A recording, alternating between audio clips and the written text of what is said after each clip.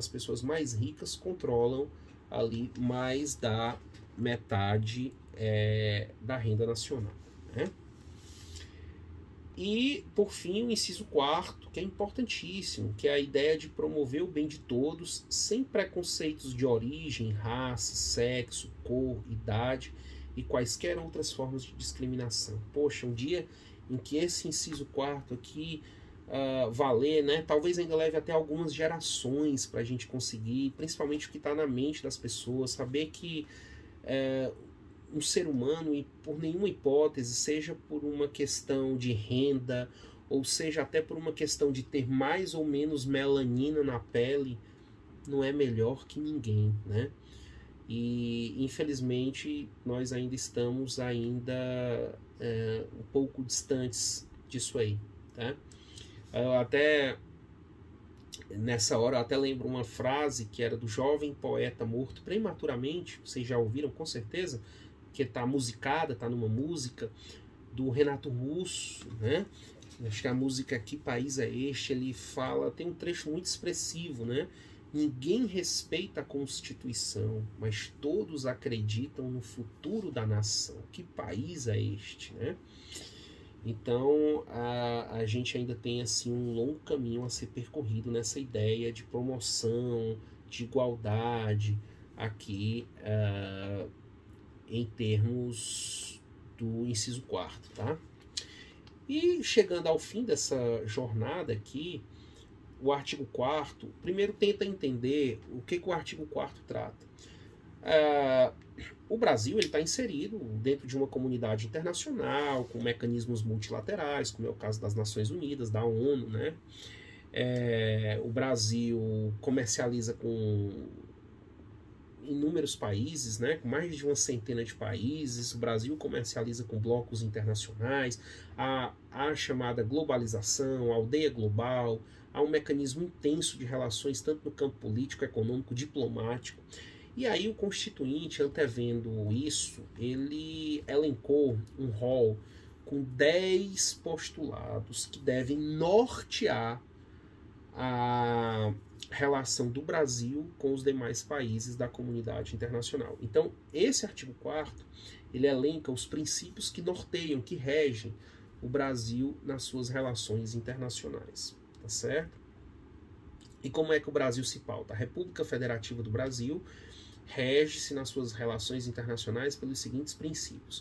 O primeiro deles é o princípio da independência nacional, ou seja, o Brasil é um país independente, então ele se pauta de forma independente, sem se vincular ou sem se subordinar ao interesse de outra nação soberana, tá? Até porque o Brasil, além dele defender a sua independência, tá? Ele ainda procurará proteger a independência dos demais países. Então a ideia de se pautar de forma independente, sem subordinação, sem coordenação, o que não impede que o Brasil possa eventualmente, tá, votar junto com outro país ou concordar, mas não porque foi obrigado, mas sim porque é como pensa e é como é do interesse nacional.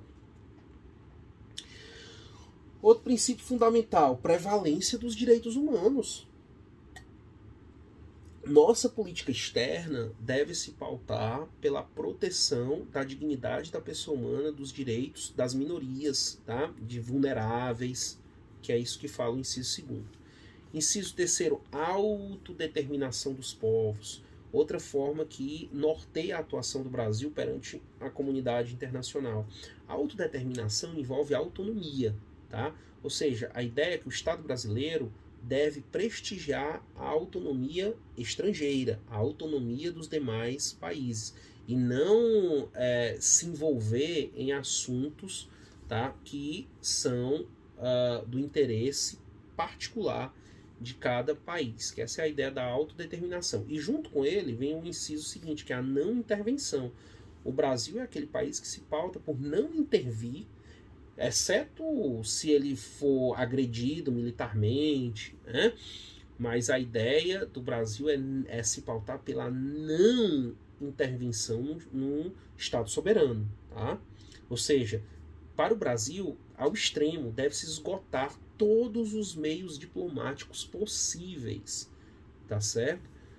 para que a intervenção seja uma ideia de última ratio. Igualdade entre os estados, isso aqui é muito importante, tá?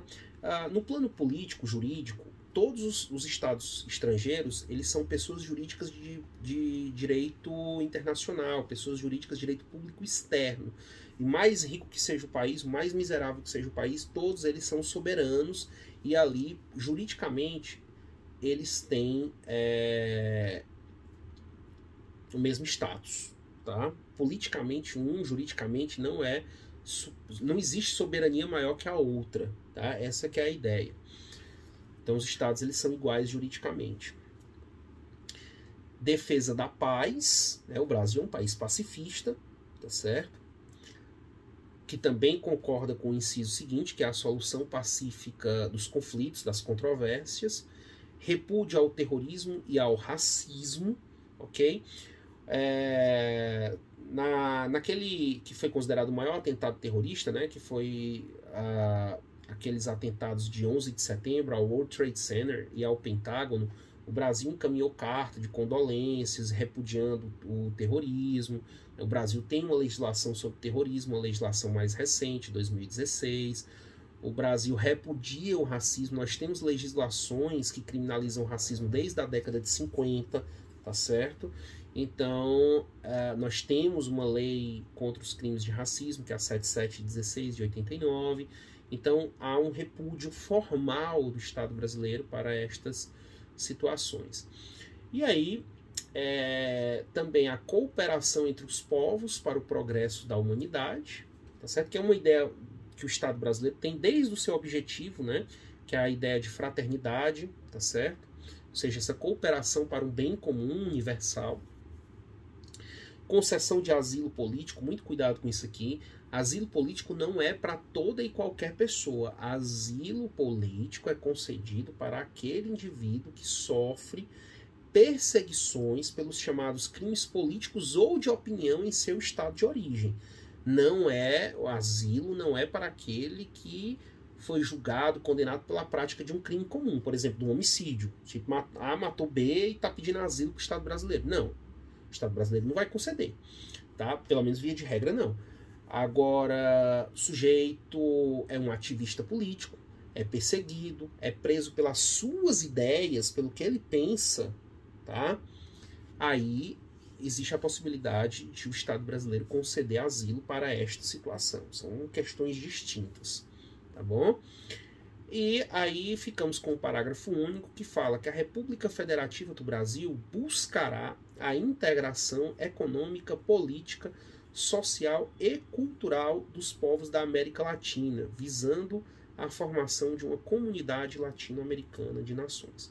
Eu não preciso lembrar aos amigos que a Constituição Brasileira é de 88, né?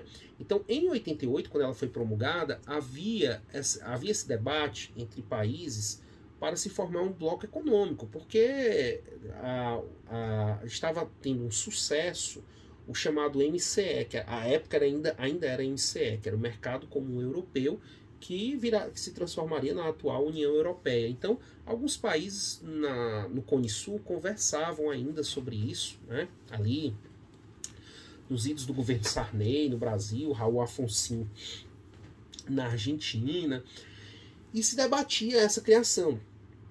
Então, por isso o Constituinte fez prevê-la no texto, né? Que é aquela ideia, olha, vou criar aumentar a integração econômica, política, porque existem até raízes, né, históricas para isso, como países colonizados por Portugal e Espanha, países que estão ali na Península Ibérica, enfim.